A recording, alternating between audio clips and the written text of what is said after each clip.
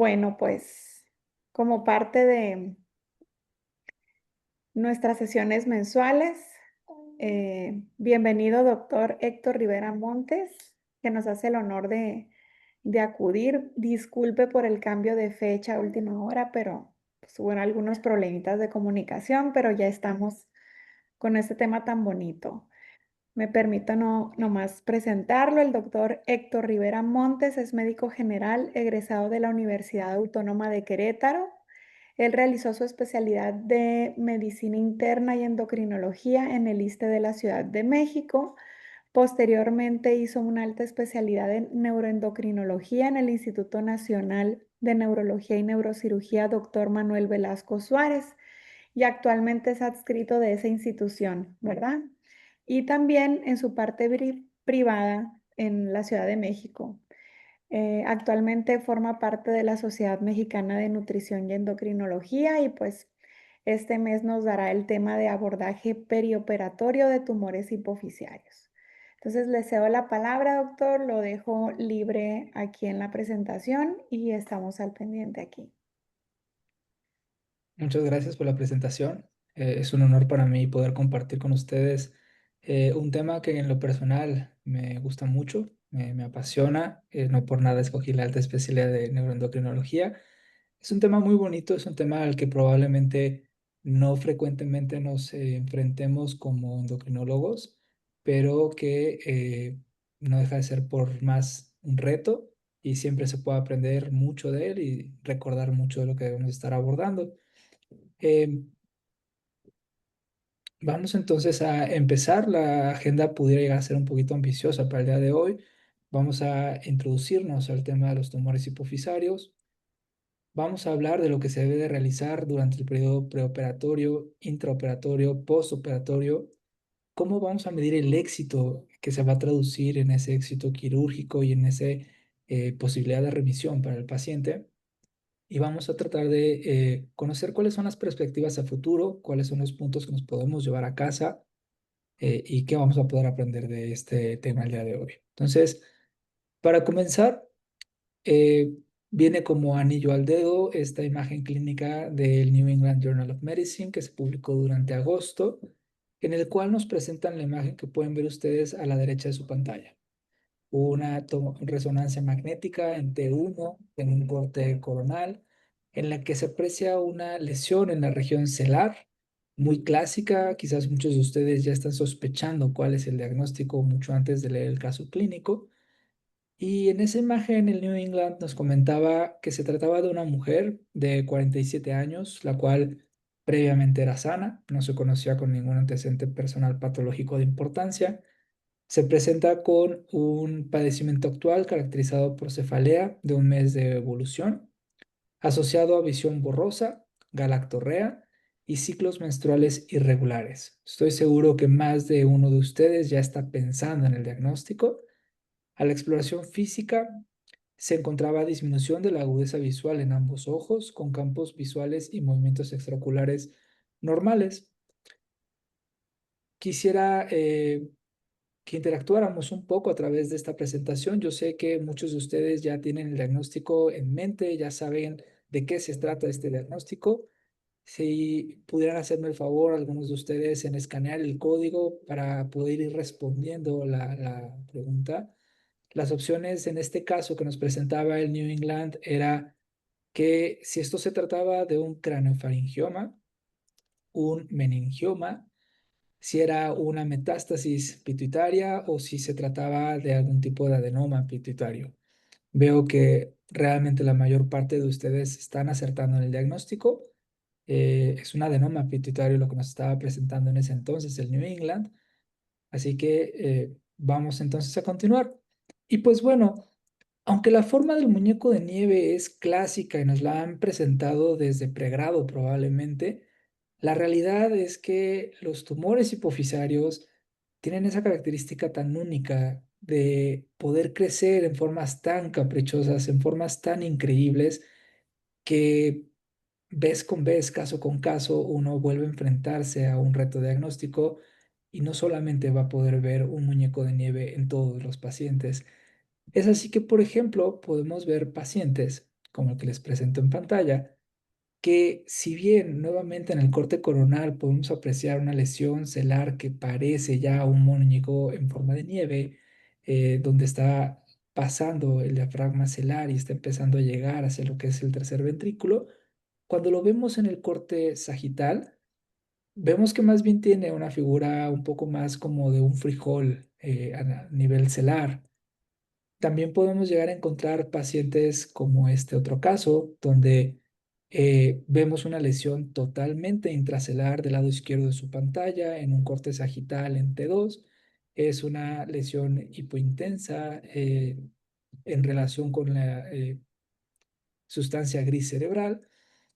Y al verla en el corte axial vemos que no es tan geométrica y ovalada como hubiéramos pensado de solo ver el corte sagital. Más bien se presenta tenuemente hacia la parte medial de la glándula, siendo lobulada. Y también podemos llegar a tener pacientes como el que les presento en este momento. Pacientes que causan impresión, pacientes que uno ve este tipo de lesiones y hasta verifica dos veces al paciente otra vez al lado de la pantalla para ver si sí es el mismo paciente que estamos viendo, porque el paciente que está enfrente de nosotros tiene muy pocas manifestaciones en algunas ocasiones, no siempre es el caso, pero podemos llegar a ver lesiones tan impresionantes como estas, lesiones que totalmente se ganan su nombre de lesiones gigantes, tumores gigantes, hipofisarios. Pues bueno, ¿por qué es importante hablar de este tema? Recordemos que dentro de los tumores intracraneales, 15% de ellos van a ser tumores hipofisarios. Y si bien aquí estamos usando eh, una generalidad en el término que son tumores hipofisarios, vamos a centrarnos en los que son los adenomas pituitarios, ya hoy en día llamados tumores neuroendocrinos pituitarios o PITNETs para que lo abreviemos un poco, porque de esos tumores hipofisarios, 90% van a ser un PITNET, 10% van a ser otras etiologías, como un craneofaringioma, como algún quiste de la bolsa de Rathke. La incidencia va a cambiar, depende de lo que veamos. Y un poco más adelante en la plática vamos a abrir un pequeño paréntesis para especificar cuál es la diferencia entre un incidentaloma y un tumor neuroendocrino clínicamente relevante. Para los PITNET clínicamente relevantes, eso es aquel tumor hipofisario que causa algún tipo de alteración visual, hormonal o algún tipo de paresia en pares craneales, sabemos que tienen una incidencia aproximada de 5.1 casos por cada 100.000 habitantes.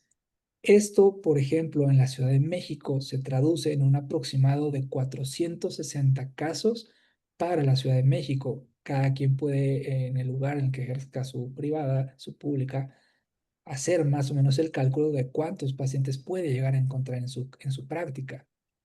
Ahora, este tipo de tumores también nos presenta ante tres retos principales.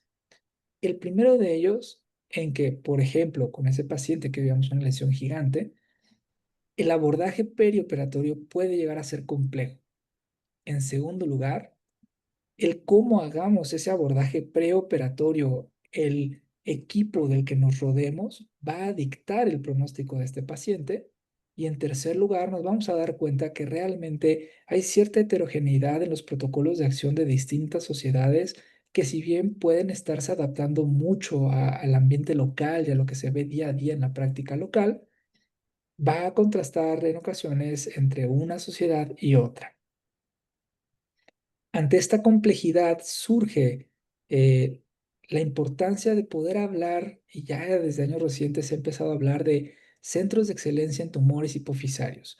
Estos centros de excelencia, si bien no son el enfoque de la plática, se caracterizan por ser lugares donde se forman equipos multidisciplinarios que tengan experiencia en el abordaje de pacientes con tumores hipofisarios.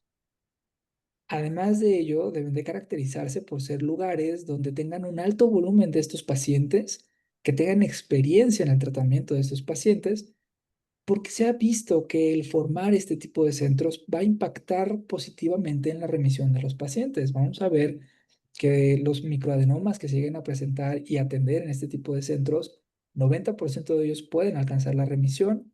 Macroadenomas, 40 a un 50% pueden llegar a alcanzar la remisión.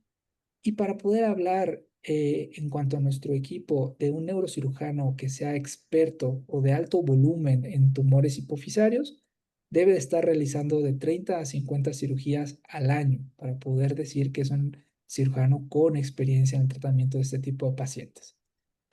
Si bien el equipo va a ser multidisciplinario, vamos a ver a lo largo de esta plática que esto es lo que yo quiero que se lleve realmente a su día a día, que debemos de trabajar como un equipo multidisciplinario, que debemos de relacionarnos, platicar abiertamente el caso con los distintos componentes del equipo para que al paciente le vaya bien, para que el paciente realmente logre sus objetivos. Son al menos 5 las personas que deben de conformar estos equipos. En primer lugar, estamos nosotros, los endocrinólogos, quienes debemos de encargarnos de evaluar la función hormonal de una manera adecuada, de una manera ordenada, que debemos de poder optimizar el estado metabólico y las comorbilidades del paciente para que el paciente pueda entrar de una manera segura a la cirugía. En segundo lugar, están tanto el neurocirujano como el neurootorrino, quienes van a evaluar la anatomía nasal, la anatomía sinusal y van a determinar la viabilidad y el abordaje quirúrgico a realizar. Vamos a ver un poco más adelante que si bien hoy en día 95% de las cirugías que se realizan de tumores hipofisarios van a ser a través de un abordaje transcraneal endoscópico, perdón, transnasal endoscópico, queda ese 5% de pacientes que pudieran llegar a requerir abordajes mixtos o abordajes plenamente transcraneales. Debemos de recordar que en el equipo también existe el neuroradiólogo que nos va a ayudar a definir la localización, el tamaño y la extensión del tumor, así como un neurooftalmólogo que nos va a ayudar a establecer el grado de compromiso visual y el pronóstico de recuperación, que como seguramente nos ha pasado a más de uno de nosotros en consulta, es una de las preguntas que a veces nos hace el paciente. ¿Voy a recuperar la visión después de esta cirugía? ¿Me conviene o es bueno para mí operarme si voy a recuperar visión? Y debemos de integrar un neurooftalmólogo siempre al equipo. Ahora, ¿qué objetivos debe tener un equipo multidisciplinario que labore en algún centro de excelencia pituitario? Pues debemos de ser capaces de detectar de manera temprana el tumor, debemos de establecer un diagnóstico adecuado, debemos de saber determinar cuál va a ser el tratamiento más adecuado para el paciente. De la mano del neurocirujano vamos a buscar preservar la mayor cantidad de tejido hipofisario normal para que este paciente no vaya a tener un hipopituitarismo que lo acompañe el resto de su vida. Debemos de ser capaces de prevenir la recurrencia tumoral y sobre todo saber reconocer y cuidar las complicaciones tanto agudas como crónicas, quirúrgicas y endocrinológicas. Si bien establecer centros de excelencia pituitario es un tema de problemática no solo social, sino económica y quizás pudiera llegar a ser difícil de establecer en algunos puntos de nuestro país, yo sí quisiera que al término de esta plática ustedes pudieran considerarse candidatos a formar parte de un equipo multidisciplinario que atienda tumores hipofisarios porque se van a ir sabiendo lo mínimo para abordar a estos pacientes de una manera adecuada. Entonces, ¿cuál es la ruta que va a tener un paciente que se llegue a nuestra consulta con un tumor neuroendocrino? Siempre debe existir la fase preoperatoria en la que debemos de saber evaluar si este paciente produce o no produce hormonas, si tiene alguna deficiencia hormonal que debamos de suplementar. Debemos de saber estratificar el riesgo de este paciente y optimizar los recursos para ofrecerle el mejor tratamiento a ese paciente. Durante la fase intraoperatoria va sobre todo a tomar el cargo el neurocirujano y ya en el postoperatorio inmediato podremos volver a hacernos cargo del paciente. Para la fase posoperatoria debemos de conocer cuáles son los parámetros a monitorear, cuáles son las complicaciones que debemos saber manejar, cómo va a ser la recuperación de ese paciente para que podamos llevar a este paciente desde la primera consulta con nosotros a un éxito quirúrgico que le pueda predecir remisión de su enfermedad. Empecemos entonces con el periodo preoperatorio. Este periodo es fundamental para definir la estrategia que vamos a tener con el paciente y optimizar las condiciones del paciente. Involucra 4 componentes clave.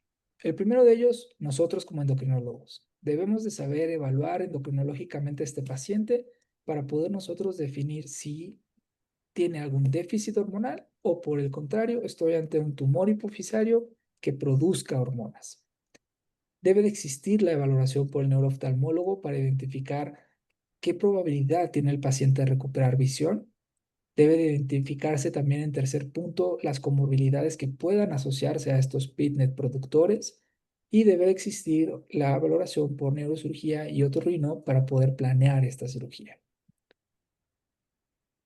El primer paso también muy importante dentro de la evaluación preoperatoria y que realmente el paciente nos va a agradecer más es el educarlo, el explicarle en términos sencillos, el explicarle de manera honesta a qué es lo que se está enfrentando.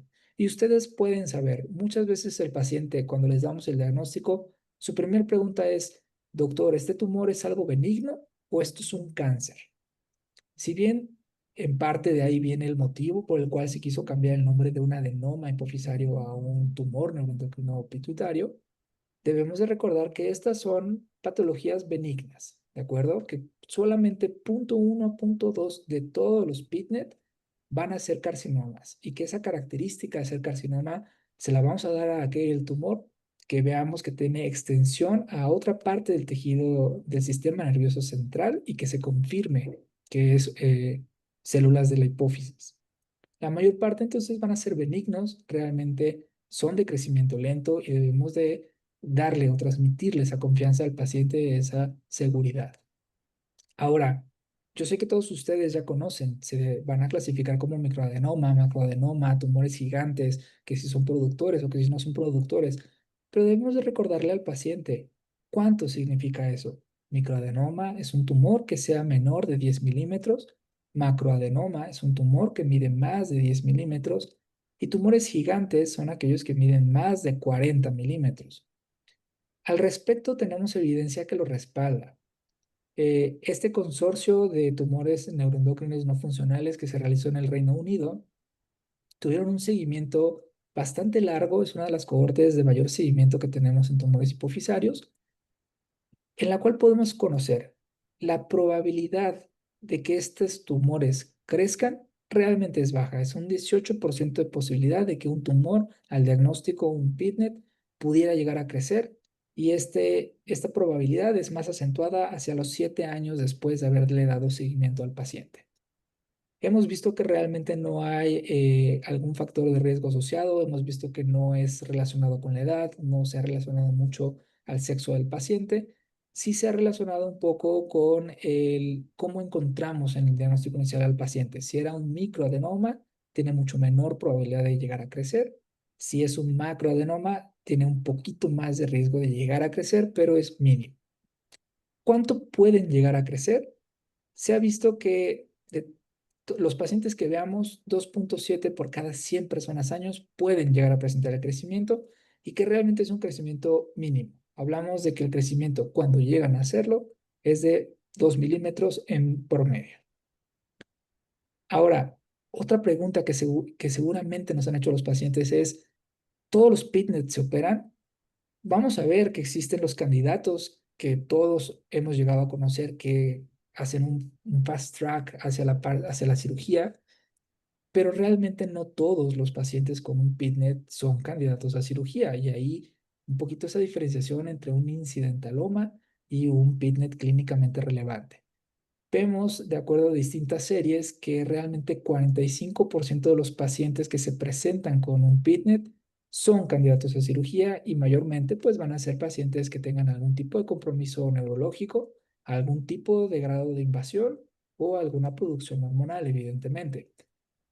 ¿De qué depende? Como les comentaba, produce, no produce hormonas, qué tan rápido está creciendo. Hemos visto que si el tumor crece de un 15 a un 20% del tamaño previo en la última estudio de imagen, se convierte en un candidato para que pensemos en operarlo y de la relevancia clínica que está teniendo para el paciente. Ahora, no es énfasis de la plática, pero vale la pena recordar que tumor agresivo, un PITNET agresivo, no es lo mismo que un PITNET invasor y probablemente debemos de conocer cuándo usar estos términos. La Sociedad Endocrinológica Europea define los tumores agresivos como aquellos tumores radiológicamente invasivos que tienen una tasa de crecimiento inusualmente rápida a pesar del tratamiento. Generalmente en estos tumores vamos a hablar de resistencia al tratamiento médico y vemos que afortunadamente es menos del 1% de los PITNET que nos vayamos a encontrar en la práctica clínica. A diferencia de invasión, cuando hablamos de que un tumor, un PITNET, es invasor, generalmente nos vamos a estar refiriendo a dos situaciones, que es un tumor que por clasificación Hardy es 3 o 4, que involucra erosión de la base del cráneo y de las estructuras óseas, o es un tumor NOSP grado 3 y 4, que ya estamos hablando pues de que hubo invasión hacia el seno cavernoso, que incluso puede estar abrazando la arteria carótida interna en su porción intracavernosa y se convierten en pacientes que deben de tener preferencia para la cirugía. Entonces, vamos a abrir un paréntesis para recordar qué es un incidentaloma, que es muy distinto de un PITNET clínicamente relevante. El incidentaloma se define como aquella lesión en la región celar o paracelar que fue descubierta de forma incidental en un estudio de imagen que no realizamos por la sospecha de alguna lesión hipofisaria. ¿Qué quiere decir? Son los pacientes que nos llegan a la consulta porque el neurólogo los estaba viendo por migraña, les mandó una resonancia y salió que tienen un tumor hipofisario. Son los pacientes que probablemente después de algún traumatismo craneoencefálico, en el estudio de imagen sale que tienen lesiones en la región celar. Esos son los incidentalomas, tal cual su nombre lo dice. Son lesiones que se encontraron, como dirían por ahí, sin querer queriendo. ¿Qué tan frecuentes son? Vemos que son muy distinta la frecuencia a lo que veíamos con los PITNET clínicamente relevantes. Hablando del incidentaloma, podemos esperar hasta 2.7 casos por cada 1000 resonancias realizadas del cerebro de la región celar. Entonces, son un poquito más frecuentes, sobre todo porque hoy en día llegamos a abusar un poco de los estudios de imagen. A diferencia de los PITNET clínicamente relevantes, vamos a ver que las deficiencias hormonales son menos frecuentes en los incidentalomas hipofisarios. Realmente de un 11 a un 37% de los pacientes con incidentaloma van a tener algún tipo de deficiencia hormonal al diagnóstico. Generalmente la deficiencia que vamos a apreciar es del gonadotropo o del somatotropo. Generalmente son deficiencias únicas y la mayoría de ellos van a diagnosticarse como microadenomas. 57% de los incidentalomas van a ser microadenomas. Ahora, no nos vamos a meter realmente en los incidentalomas. Tenemos que recordar que no todo incidentaloma se va a operar, igual que no todo PITNET necesariamente se va a operar, pero sí recordar que la mayor parte de los incidentalomas vamos a tenerlos en vigilancia. Debemos de realizarles sus pruebas de funcionamiento pituitario completas al inicio, al diagnóstico, y generalmente vamos a repetirla al menos una vez al año en el seguimiento, que esta resonancia con la que los descubrimos nos va a permitir definir qué tan frecuentemente les vamos a tomar una nueva resonancia. En general, si son microadenomas, cada 2 o 3 años estamos realizando un nuevo estudio, mientras que si son macroadenomas, dependiendo qué tan cercanos estén al quiasma óptico, podemos hacerla cada 6 a 12 meses o incluso cada 2 o 3 años, dependiendo cómo se comporten. Y que aunque son generalmente microadenomas, dependiendo de la cercanía que tengan con el quiasma óptico, vale la pena que el neurooftalmólogo también les eche un ojo para que podamos definir si existe compromiso de la vía visual. De incidentaloma realmente no vamos a hablar un poco más durante la plática, no es el enfoque. Vamos a regresar entonces a los tumores PITNET clínicamente relevantes. Ahora, siempre debemos de hacernos dos preguntas al abordar a los pacientes que tienen un PITNET clínicamente relevante. ¿Cuál va a ser el clínicamente relevante? Aquel paciente que ya nos llegó con deficiencia en la vía visual. Aquel paciente que está demostrando signos y síntomas de exceso de producción hormonal. Aquel paciente que nos llega con alguna paresia oftálmica. Esos son PITNETs clínicamente relevantes. Y la pregunta que nos tenemos que hacer siempre ante todo paciente es, ¿este tumor produce hormonas o no produce hormonas? Porque esa respuesta va a cambiar cómo vamos a abordar al paciente y qué tratamiento le vamos a dar. De los ejes hormonales, recuerden, la pituitaria se encarga de 5 grandes ejes hormonales: el lactotropo, el somatotropo, el corticotropo, el tirotropo y el tirotropo. Entonces, Vamos a empezar con el abordaje del lactotropo, que puede llegar a ser el eje un poquito más frecuente que vemos en la práctica. Más de uno de nosotros haya llegado a recibir alguna hiperprolactinemia de origen incierto y que le vamos a dar abordaje. Ante el paciente con un PITNET clínicamente relevante, debemos de pedir las hormonas. Es muy sencillo realmente. Vamos a pedir nuestra prolactina, vamos a pedir nuestro factor de crecimiento similar a la insulina, vamos a pedir nuestra hormona de crecimiento, nuestro cortisol a las 8 de la mañana, nuestra ACTH, nuestro perfil tiroideo y vamos a pedir nuestro FSH, LH y estradiol para la evaluación del gonadotropo. Ante el lactotropo, todos nosotros lo conocemos. Concentraciones por arriba de 200, se establece puntos de corte por arriba de 250, debemos de pensar en un prolactinoma hasta no demostrar lo contrario, siempre y cuando ya hayamos excluido fármacos. Concentraciones más de 500 nanogramos mililitro, debemos de sospechar que se trata de un macroprolactinoma. El problema probablemente entra en aquellos pacientes que tienen concentraciones de prolactina entre 100 y 200 nanogramos. Va a depender qué veamos en la imagen. Si el paciente tiene concentraciones de menos de 200 nanogramos mililitro y estamos ante un microadenoma, la realidad es que probablemente la producción hormonal de prolactina no viene de esa lesión. Habría que descartar que no haya algún fármaco, habría que descartar que no haya alguna lesión en mama que pudiera estar afectando los niveles de prolactina. Pero, ¿qué hacemos si vemos la imagen y tenemos un macroadenoma y tenemos además una prolactina menor de 200? Que eso también puede llegar a sucedernos. Recordemos el efecto gancho. El efecto gancho es cuando el estudio de laboratorio se satura de la cantidad que tiene el paciente de prolactina y nos reporta niveles de prolactina falsamente bajos. Cuando tengamos sospecha, sobre todo lo que solemos realizar es si la lesión mide más de 2 centímetros, hay que pedir una dilución de prolactina para estar realmente seguros de que este paciente no está presentando producción hormonal de prolactina. El segundo eje, el eje del somatotropo. Vamos a pedir nuestro IGF-1, vamos a pedir nuestra hormona de crecimiento, realmente para establecer el funcionamiento de este eje o el exceso de este eje. No es necesario de primera instancia pedir pruebas dinámicas. Podemos tomar solamente el IGF-1 basal y emparejarlo con las guías de referencia que vienen por sexo y por edad. Si el IGF-1 está normal, realmente podemos excluir que este paciente sea un paciente con acromegalia con 99% de seguridad. Queda a veces esos pacientes que son clínicamente muy sugerentes de acromegalia, pero que tienen niveles normales. Y entonces hablaríamos de pseudoacromegalias y eso sería tema para otra clase.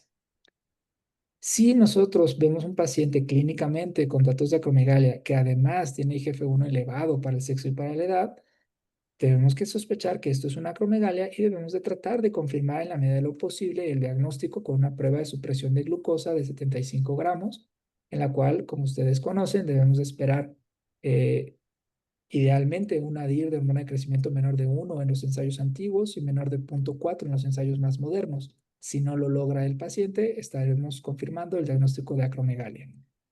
Para el corticotropo, también de inicio no es necesario pruebas dinámicas, se le pide al paciente su cortisol matutino, se le pide al paciente su ACTH. ¿Qué hacer para diferenciar el exceso de probable cortisol de la deficiencia de cortisol?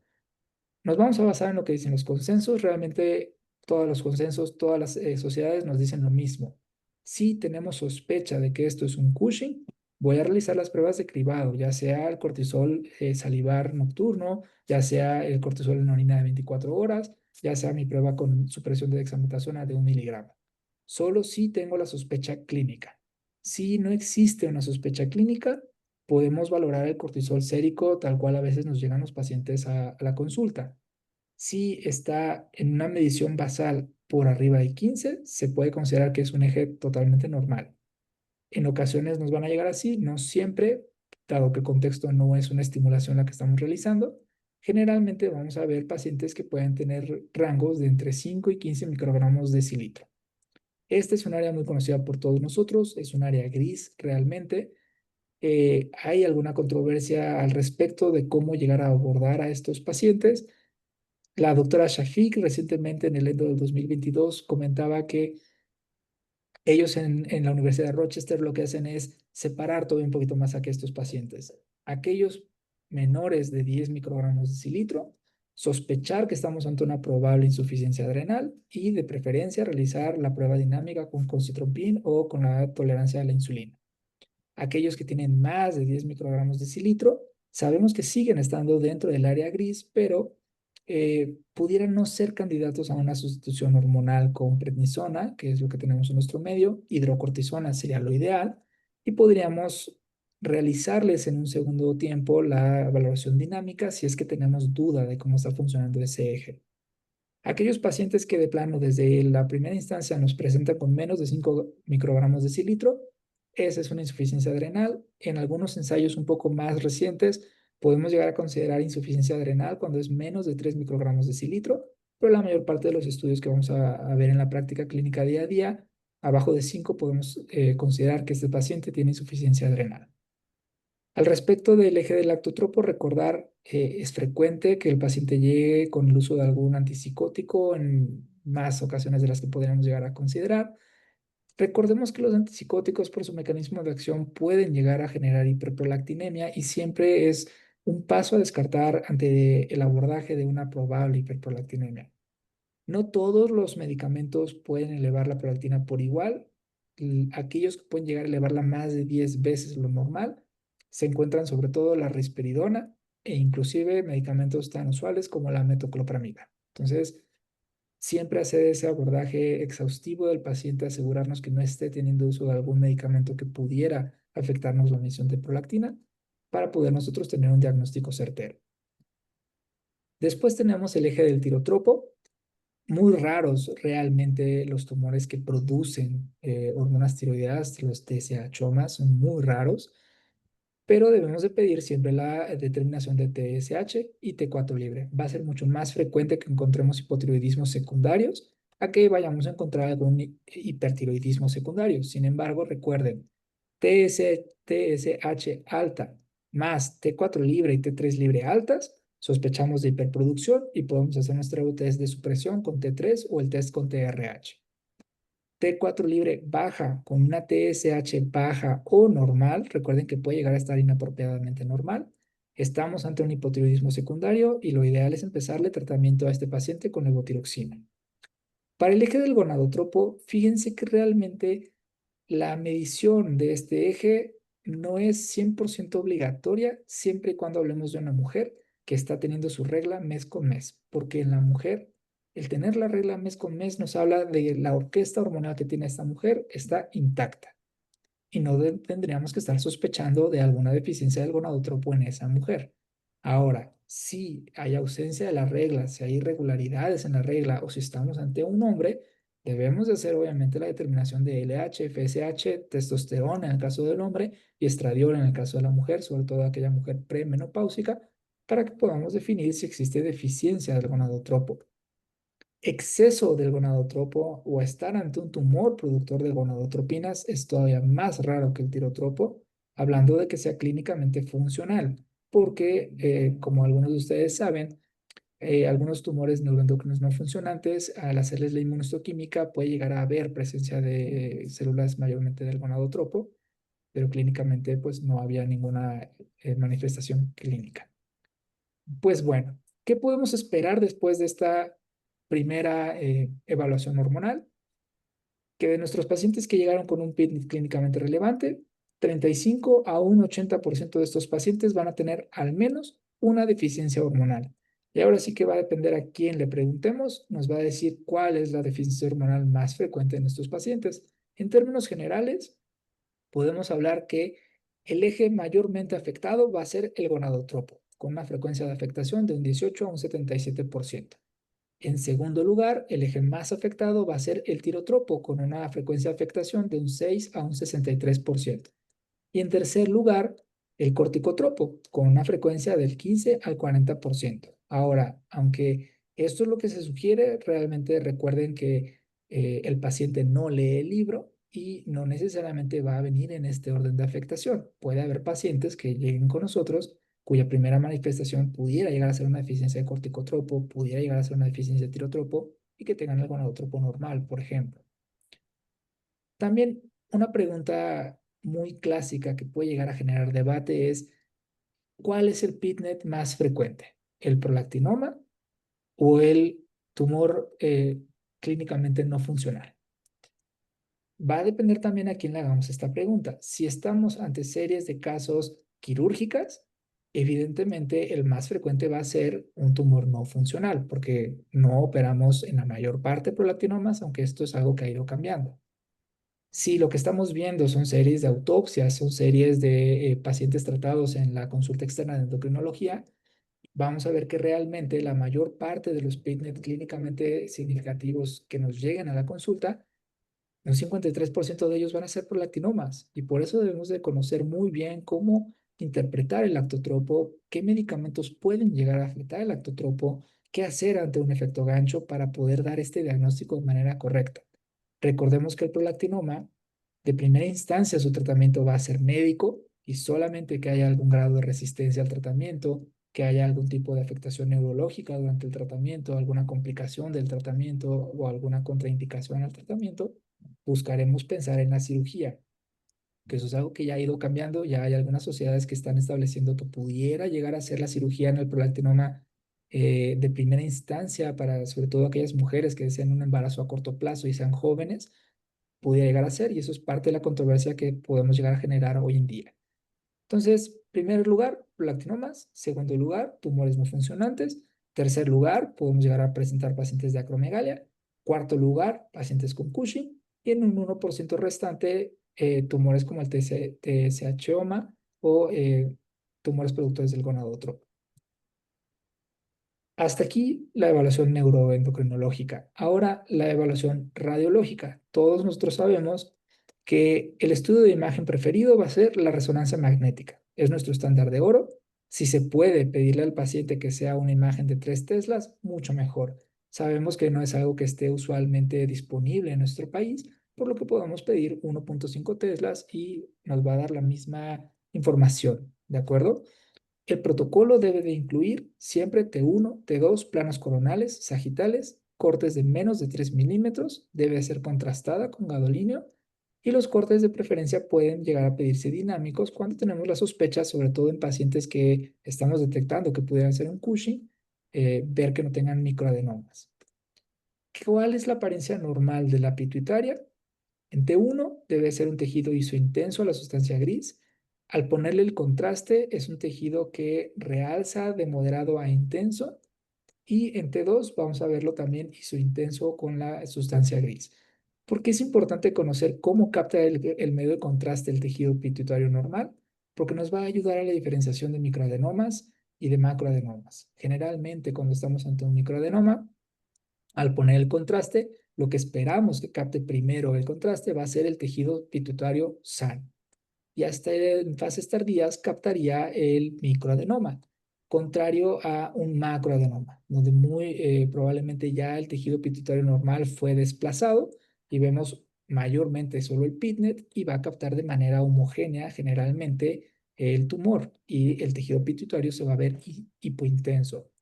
Ahí también los cortes dinámicos nos pueden ayudar mucho para definir dónde está el tejido pituitario normal, porque en la fase temprana de los cortes dinámicos podemos llegar a ver esa captación que tiene primero el tejido normal para posteriormente dar paso a la captación por el macroadenoma generalmente.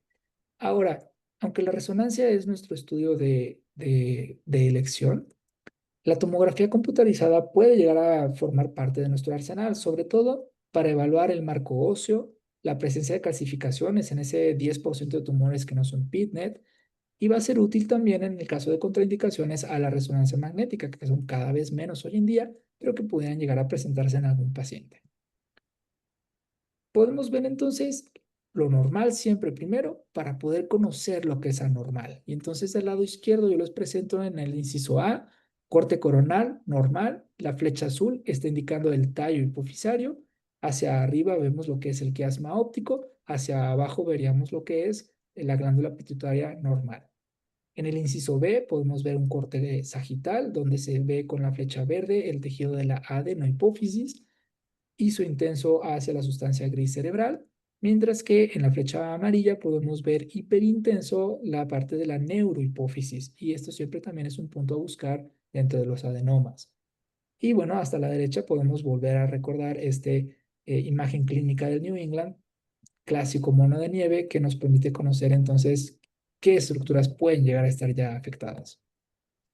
Recordemos nuestra clasificación, Hardy, NOSP, ambas nos van a decir dónde está el tumor, hacia dónde se está creciendo ese tumor. Siempre hay que poner las dos cuando estamos hablando en el equipo multidisciplinario para poder todos imaginarnos lo mismo.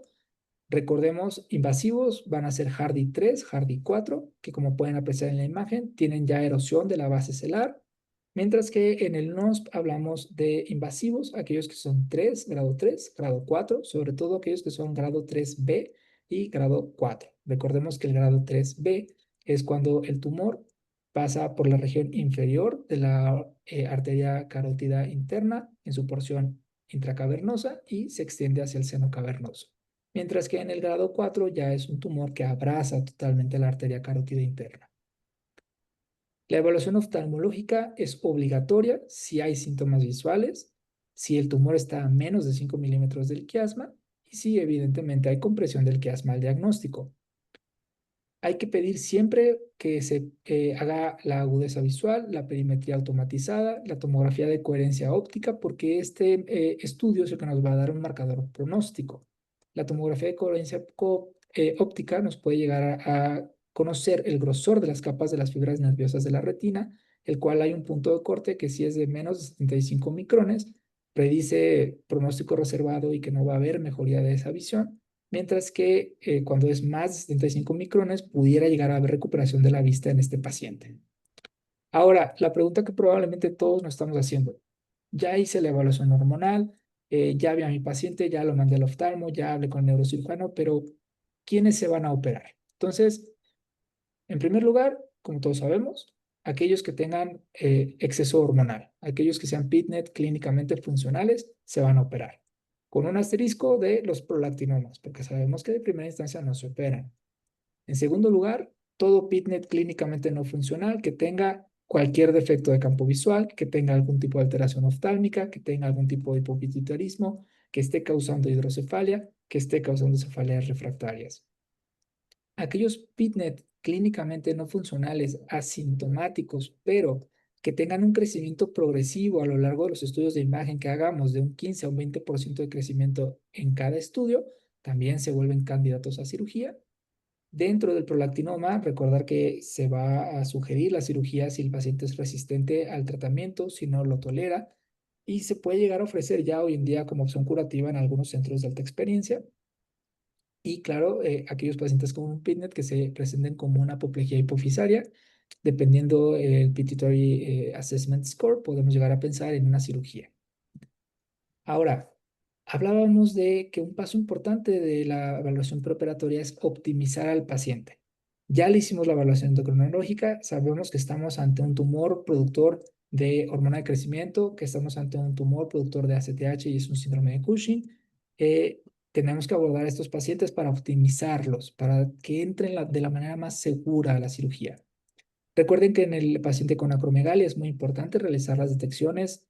Pueden presentar hipertrofia ventricular, pueden presentar apnea del sueño, pueden presentar tumores en tiroides, pueden presentar tumores en colon, pueden llegar a presentar algunas otras alteraciones cardiovasculares. Es muy importante entonces mandarlos a que se haga su ecocardiograma, que se haga su Holter, que se haga su ultrasonido de tiroides, que se haga su colonoscopía, que se haga su estudio de polisomnografía. Recuerden que la detección de estas comorbilidades no debe de retrasar el tratamiento quirúrgico, porque el tratamiento quirúrgico es nuestra posibilidad, es nuestro intento de llevar a este paciente a una remisión biológica. Se habla, y es un poco de controversia también, que se puede llegar a considerar el tratamiento con análogos de somatostatina de 3 a 6 meses antes de la cirugía, sobre todo si el paciente presenta engrosamiento faríngeo severo, si tienen apnea del sueño o insuficiencia cardíaca de alto gasto. Y esto, como viene en nuestro consenso de nuestra sociedad, sobre todo en nuestro ámbito donde a veces la cirugía no es tan inmediata, podemos llegar a considerarlo. Pacientes con síndrome de Cushing, recuerde que ya el último consenso de tratamiento de pacientes con Cushing nos dice que de preferencia hay que empezar con tromboprofilaxis en todo paciente desde el diagnóstico con heparinas de bajo peso molecular, sobre todo en aquellos que consideremos que son Cushings graves. ¿Quiénes van a ser? Aquellos que al diagnóstico tienen cortisol sérico de más de 40, aquellos que tienen cortisoles urinarios más de 4 o 5 veces el límite superior de referencia, aquellos que llegan con hipopotasemias graves. Hay que considerar en ellos tromboprofilaxis desde el diagnóstico en el consultorio, seguirlo durante el perioperatorio, además de considerar en ellos el uso de inhibidores de esteroidogénesis para tratar de controlar la producción hormonal que tienen estos pacientes. Recordar también que es importante la profilaxis antibiótica, se puede llegar a usar cefalosporinas de primera, tercera o cuarta generación como cefazolina y considerar en pacientes alérgicos que se puede llegar a usar clindamicina, vancomicina, claritromicina. El periodo intraoperatorio no es quizás papel del endocrinólogo conocerlo, pero recuerden que existen dos grandes abordajes quirúrgicos. El más usado ya en fechas recientes es el abordaje endoscópico endonasal. Este provee al cirujano de una mayor visión panorámica, tiene menor riesgo de diabetes insípida, menor riesgo de otras complicaciones nasales, nos da estancias hospitalarias más cortas y realmente es el, la técnica quirúrgica de elección en más del 95% de los pacientes hoy en día. También podemos ver que a través de un abordaje transnasal endoscópico puede haber mayor posibilidad de remisión tanto en acromegalia como en Cushing. La cirugía transcraneal ya hoy en día se reserva para tumores gigantes, tumores invasivos. Recordar que durante el abordaje quirúrgico el neurocirujano puede llegar a hacer uso de neuronavegación, puede llegar a hacer uso de Doppler intraoperatorio o inclusive resonancia intraoperatoria con la finalidad de abordar mejor aquellos casos complejos. Una pregunta que siempre nos hacemos es, ¿a qué paciente le debo de dar un apoyo con glucocorticoides? Y realmente existen dos escuelas que se llegan a pelear a veces entre ellas. Por un lado está el uso rutinario, que de hecho la Endocrine Society nos dice se debe de usar hidrocortisona y se puede dar esquemas de 50 a 100 miligramos intravenosos al momento de la incisión y dejar 25 a 50 miligramos ya sea intravenosos o orales cada 6 horas con una desescalada breve para antes del día 3 poder tener a este paciente sin uso de glucocorticoides. ¿Qué es lo que usualmente hacemos en el instituto? Realmente hacemos un uso selectivo muy similar a lo que hace la doctora Shafik en Rochester. Candidatos a uso perioperatorio de glucocorticoides, obviamente aquellos que tengan insuficiencia adrenal y que se presentaron con cortisoles por debajo de 5 microgramos. Consideramos también el apoyo glucocorticoide a aquellos pacientes que tienen un cortisol menor de 10. Obviamente aquellos pacientes de Cushing, porque recuerden que si bien al entrar a la cirugía tienen una hipersecreción de cortisol, al momento de salir de la cirugía ese paciente va a tener una insuficiencia relativa del eje adrenal. ¿Qué es lo que solemos dar? El día de la cirugía se suele dejar 50 miligramos intravenosos cada 8 horas de hidrocortisona. Para el segundo día lo disminuimos a 25 miligramos cada 12. Para el tercer día dejamos solamente 25 miligramos dosis única para que se pueda suspender hacia el día 4 y podamos hacer la medición del cortisol generalmente en el día 4 o 5 de la posoperatorio y poder reevaluar a nuestro paciente. Para el periodo posoperatorio, recordemos que las primeras horas posoperatorias son vitales para poder predecir la estancia intrahospitalaria que va a tener el paciente y el pronóstico que va a tener este paciente. Idealmente, estos pacientes deben de ser trasladados a algún tipo de terapia de cuidados intermedios, cuidados intensivos. Generalmente, en centros como el nuestro de excelencia pituitaria, tenemos el área designada especial que no es terapia intensiva, es un área de cuidados neurocríticos donde se va a monitorear el estado de conciencia, la agudeza visual, los electrolitos séricos y el gasto urinario. Debemos empezar a adoptar los protocolos ERAS, por sus siglas en inglés, Enhanced Recovery After Surgery, en el que debemos de educar al paciente, debemos de promover la movilización temprana, la alimentación temprana, usar de manera corta los antibióticos y siempre darle tromboprofilaxis al paciente que lo requiera. ¿Qué beneficios tiene este tipo de protocolos? Obviamente lograr estancias reducidas y estandarizar el cuidado del paciente. Hablando de la parte quirúrgica, ¿cuáles son las principales complicaciones postoperatorias? Recuerden que la más frecuente va a ser las fugas de líquido cefalorraquídeo, ya sea transoperatorias o posoperatorias. Su manejo puede ir desde un manejo meramente médico, en algunas instituciones dejan acetazolamida, pueden llegar a colocar drenajes lumbares y si la fuga fuera de alto gasto, se va a realizar una reparación quirúrgica. Usualmente no tenemos el recurso, pero si estamos ante la sospecha de una fuga de líquido cefalorraquídeo, podemos solicitar la confirmación del líquido con beta-2-transferrina, que nos diría que esto sí es un líquido cefalorraquídeo y no es una rinorrea hialina. Podemos llegar a presentar también hemorragias, ya sea transoperatorias o en el periodo posquirúrgico inmediato. Puede haber datos de vasospasmo, meningitis y algunos pacientes llegan a presentar disfunción olfatoria. No es infrecuente que lo tengan, afortunadamente es temporal y la mayor parte de ellos regresa a la función olfatoria normal prequirúrgica. ¿Qué hemos encontrado en el instituto? Nosotros, en un estudio prospectivo de 66 pacientes a lo largo de un año, encontramos muy parecido a lo que es la literatura internacional, hablando de complicaciones meramente endocrinológicas. La más frecuente, evidentemente, es la diabetes insípida. Hablando de complicaciones quirúrgicas, las fístulas del líquido cefalorraquídeo, tanto transoperatorias como posoperatorias, son la complicación más frecuente. Afortunadamente, la mayor parte de ellas son de bajo gasto y se dan con manejo conservador.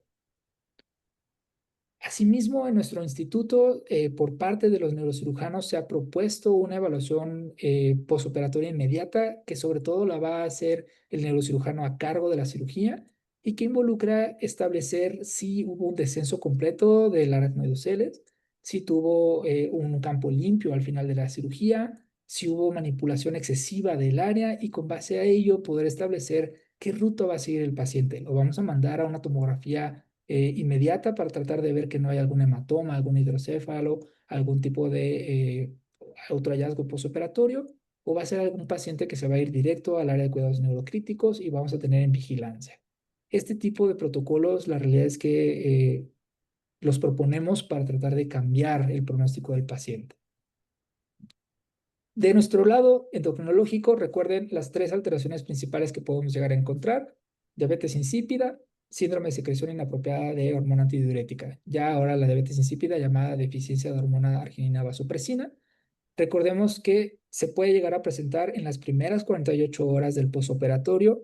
Diagnosticarla es muy sencillo. Si estamos ante una poliuria hipotónica donde el paciente nos está orinando más de 300 mililitros por 2 horas seguidas, en algunos textos refieren que puede ser por 3 horas si lo estamos vigilando estrechamente, o que orina más de 3 litros al día y que tiene una osmolaridad urinaria menor de 100, estamos ante una poliuria hipotónica. Si además de eso el paciente tiene osmolaridad plasmática de más de 300 y un sodio de más de 145, listo, tenemos nuestro diagnóstico de diabetes insípida y es un paciente que hay que darle desmopresina, preferentemente subcutáneo o intravenoso, tratar de no utilizar la vía transnasal, puesto que va a tener los vendajes posoperatorios, y se le debe dar reposición hídrica con libertad al paciente que pueda tomar agua y monitoreada a aquel paciente que pudiera no tener libertad de tomar agua.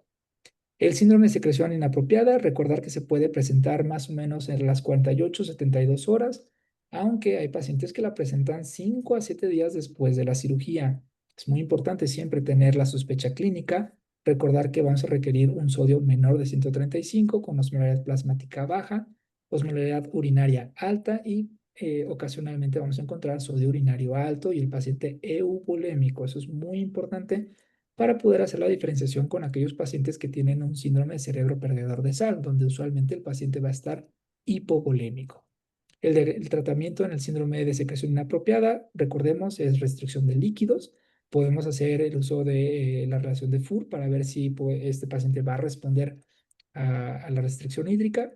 Se habla en las guías de poder llegar a usar baptanos. La realidad es que varias de ellas comentan que el uso todavía es controversial, puesto que se ha visto reposiciones exageradas y el paciente nos gira de una hiponatremia a una hipernatremia muy rápidamente y todavía no se ofrecen como una posibilidad terapéutica.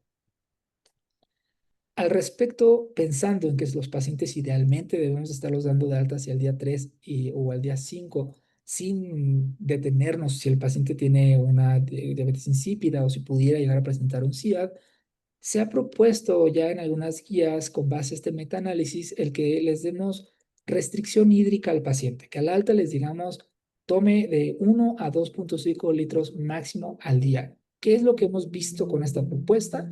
Que se disminuye el riesgo de hiponatremia posquirúrgica y al alta con una reducción de casi 70% de los pacientes y que hay menor riesgo de reingreso hospitalario por hiponatremia. Entonces, van a ver ustedes que de hecho ya es una de las recomendaciones que damos al alta. Ahora, muy importante poder hacer la evaluación adrenal postquirúrgica y de ahí la importancia de que usemos preferentemente hidrocortisona para el reemplazo hormonal del paciente. Vamos a tener básicamente tres escenarios. Aquel paciente que no tenía problema del eje adrenal preoperatorio, se le checa el cortisol al día 1 posoperatorio. Generalmente es un paciente al que no le dimos esquema de glucocorticoides. Si al día 1 posoperatorio el cortisol es más de 10, ese paciente no requiere tratamiento sustitutivo con hormona, con prednisona o con hidrocortisona. Podemos volver a checarlo hacia el día 5. Si nuevamente el día 5 es más de 10, ese paciente tiene el eje íntegro. ¿Qué pasa con el paciente que después de la cirugía tiene abajo de 10? Podemos empezar un tratamiento con prednisona o con hidrocortisona y volver a checarlo hacia el día 5. Si al día 5 mejoró y está arriba de 10, podemos suspender los glucocorticoides. Si el paciente se encuentra todavía abajo de 10, preferible mantener al paciente con el glucocorticoide y volver a hacer la evaluación hacia la semana 6 o incluso hacia la semana 12, dependiendo nuestro centro hospitalario. El segundo escenario es el paciente que tuvo algún tipo de deficiencia o requerimiento glucocorticoide preoperatorio y transoperatorio. Es importante checar dependiendo del esquema de corticoides que usemos en nuestro centro. Por ejemplo, nosotros que hacia el día 4 suspendemos la hidrocortisona, generalmente checamos en el día 4 o 5 el cortisol. Si el cortisol es más de 10, podemos quitar el tratamiento con glucocorticoides. Si está por debajo de 10, preferible dejar a ese paciente con esquema de hidrocortisona o de prednisona y reevaluarlo ya en la consulta externa. Y el tercer escenario son los pacientes con síndrome o enfermedad de Cushing. Recordemos que ellos van a hacer una deficiencia relativa de glucocorticoides en el posoperatorio, sobre todo si el paciente logra tener remisión de la enfermedad. También estos pacientes tenemos que recordar que nos pueden llegar a hacer un síndrome de withdrawal a los glucocorticoides, un síndrome de necesidad hacia los glucocorticoides porque estaban acostumbrados a tener cantidades altas de cortisol en sangre.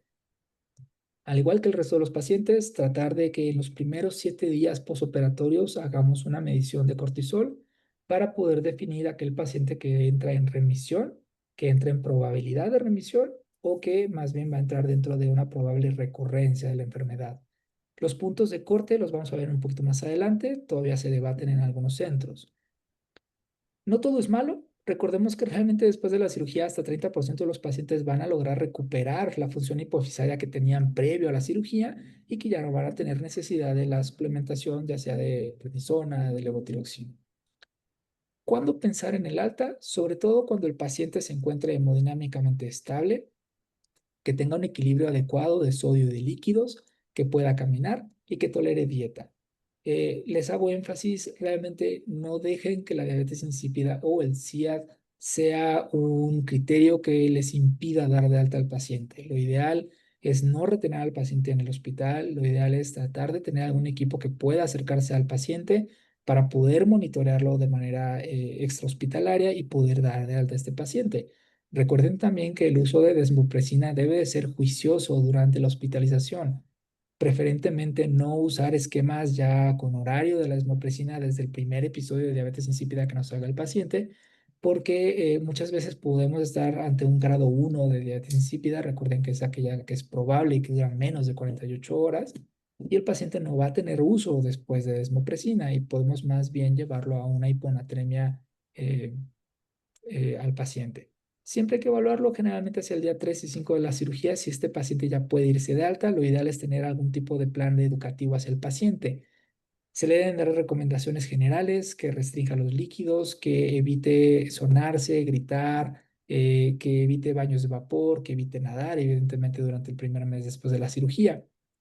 ¿Qué es lo que hacemos en el instituto nosotros? Ya tenemos nosotros establecido nuestras indicaciones al alta del paciente, donde se le explica cuáles son los cuidados que debe de tener, las cosas que no debe de hacer, cuándo sospechar que está teniendo algún tipo de urgencia, ya sea quirúrgica o metabólica, qué debe de hacer el paciente, que preferentemente debe estarse tomando un sodio hacia el día 5 o 7 postoperatorio y sobre todo al alta, para que podamos ver que no haya hecho un CIAD, una fase secundaria del CIAD o incluso una diabetes terciaria. eh, a qué teléfonos puede llegar a comunicar si tuviera alguna duda. Se le brinda educación en forma de este folleto que damos de qué es la diabetes insípida. Si bien el nombre ya lo estamos dejando un poco obsoleto y tenemos de cambiar estos folletos, se le ofrece también esta bitácora para que pueda hacer el seguimiento de su uresis, sobre todo durante esa primera semana, y podamos detectar de manera temprana a aquellos pacientes que están haciendo alguna complicación. Y llegamos casi al final de la plática. ¿Cómo vamos a medir el éxito de nuestro paciente? Entonces, hablemos de los criterios de remisión. Recordemos que aquellos pacientes con un PITNET hormonalmente activo como Cushing, hablamos de remisión o de gran posibilidad de remisión si el paciente logra cortisol en los primeros 7 días postoperatorios menor de 1,8 a 2 microgramos decilitro. Idealmente tomarlo en el día 3, pero se puede hacer durante esa primera semana postoperatoria. Hablando de acromegalia, realmente no es un criterio. Sabemos que se debe de hacer las pruebas hacia las 12 semanas postoperatorias. En algunos centros, en algunos artículos, se empieza a hablar de que hormona de crecimiento mayor de 1,6 después de la cirugía sugiere recurrencia de la enfermedad.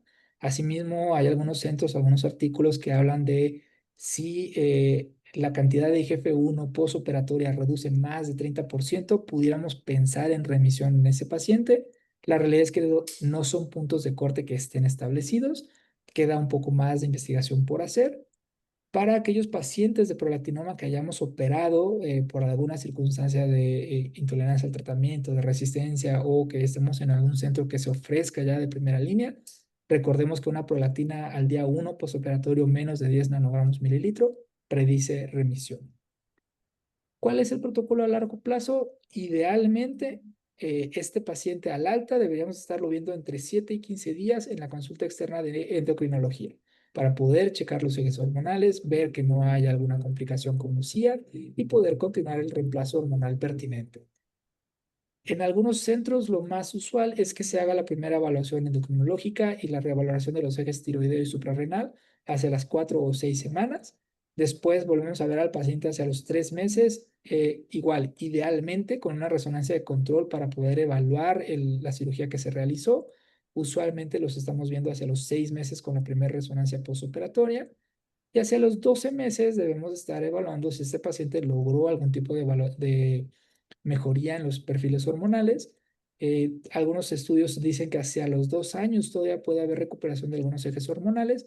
La realidad es que siempre hay que tener en vigilancia a estos pacientes y el seguimiento va a ser, dependiendo del caso, anual, cada 2 años, cada 3 años, dependiendo del tumor. ¿Qué podemos esperar a futuro? Pues como pudieron escuchar a lo largo de la plática, se requiere estandarizar el cuidado que vamos a ofrecer a estos pacientes, se requiere adoptar protocolos que mejoren en la recuperación postoperatoria, se debe de hablar del rol de estos centros de excelencia pituitaria para poder ofrecerle un mejor tratamiento al paciente. Existe todavía heterogeneidad en cuanto a las guías clínicas sobre aspectos como qué prolactinomas debemos de operar, cuándo sí. Sabemos tajantemente que de primera instancia se da tratamiento médico al prolactinoma.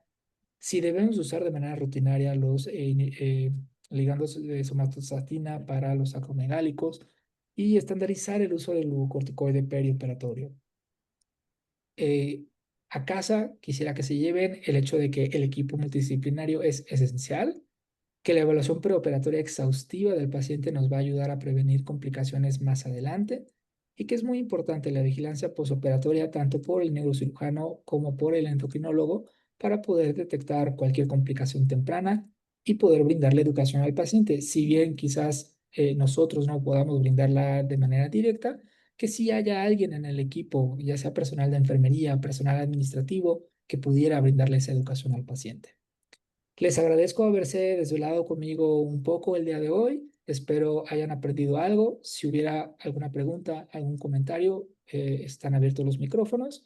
Les dejo de todos modos la manera de contactarme por cualquier situación, mi correo, mis redes sociales, mi teléfono.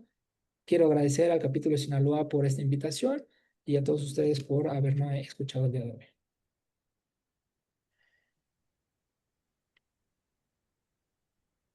Excelente plática, doctor. muy buena. Yo, bueno, en lo que se animan a ver, a expresar alguna duda, pueden escribirla en el chat o pueden abrir el micrófono para preguntar. Yo en lo personal quería hacer un comentario, bueno, pregunta. Yo sé que no es el objetivo de la plática, pero me llamó la atención al inicio de la plática sobre los incidentalomas. Ujú, Yo soy endocrinóloga pediatra. ujú. Entonces, en nuestro abordaje en deficiencia de hormona de crecimiento, muchas veces encontramos algún incidentaloma que si bien no contraindica el tratamiento, pero estaba viendo en el diagrama que nos puso que se recomienda repetir la resonancia cada 2 o 3 años. En un niño con tratamiento de hormona de crecimiento, ¿tendríamos que hacerlo en la misma frecuencia o usted recomienda adelantar un poquito el periodo de tiempo del control de la resonancia? ¿O cómo? Ahí en el paciente pediátrico que esté usando análogos de crecimiento, se recomienda que el intervalo sea menor, ¿de acuerdo? O sea Año que, podría ser, más o de menos. hecho, si se puede, lo ideal sería los 6 meses. Sí. Sabemos que a veces económicamente y a nivel de quizás el ámbito público y privado no es factible, pero al menos al año, para asegurarnos que esa lesión que vimos como incidentaloma no haya tenido ningún crecimiento y que podamos estar tranquilos de que vamos por buen camino. Muy bien. No sé si alguien más tenga alguna duda. La verdad, muy bonita y muy dinámica y visualmente agradable. Muy Muchas importante. gracias. Oye, Rivera, yo tengo una pregunta. Dime. Cuando están ante el escenario, porque me tocó ver uno que otro caso ahí en el ININ de abordaje de enfermedad de Cushing y que se iban al cateterismo, al cateterismo pues de cuello y que no había tal cual ahí como una lateralización. Ahí en esos casos, ¿qué hacían? ¿Hacían hemipefectomía o qué conducta tomaron? Ahí realmente hablábamos muy de cerca con los neurocirujanos, Sí. sí, y el equipo de neuroradiología. Ujú. En ocasiones, si estábamos seguros de que totalmente era una enfermedad de Cushing, aunque el muestreo de senos petrosos inferiores no nos diera una lateralización, entra muchas veces el neurocirujano, explora el área y en ocasiones sí nos llevábamos la sorpresa de que el neurocirujano en el abordaje nos decía, mira, aquí estaba la lesión y se ve muy bonito en el video que nos muestra y son pacientes que después tienen remisión bioquímica. La realidad es que si no estamos tan seguros de si no hubo alguna lateralización, preferimos dar un paso atrás y volver a hacer las pruebas si es posible, realizar alguna prueba de supresión con 8 miligramos, e incluso llegar a pensar, si bien en el instituto tenemos la posibilidad de hacer estudios funcionales, para asegurar que tenemos una producción en el área celular que confirme la enfermedad de Cushing. Pero en términos generales, creo que no es a veces muy común llegar a hacer el muestreo de senos petrosos inferiores, pero ahora sí que el instinto debe de guiarnos, ¿no? Si nuestra sospecha clínica es esa, mejor repetir las pruebas, estar seguros de ello antes de someter al paciente a una cirugía. Y estamos hablando que pues, los que hacen los abordajes son neurocirujanos de alto volumen o de más de 30 procedimientos al año, ¿no? Exacto, para que digamos que nuestro cirujano es de alto volumen, debe ser más de 30 a 50 cirugías de pituitaria al año. Ah, ok. Muy bien, muchas gracias. ¿De nada? Y excelente plática. Muchas gracias.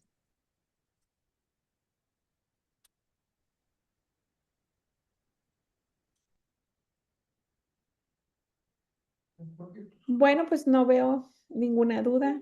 Yo creo que todo estuvo muy claro. Entonces, doctor, quiero agradecerle a nombre del capítulo Sinaloa tomarse estas horas tan tardes para usted, pero gracias por adaptarse a nuestro horario. Gracias a ustedes por invitarme.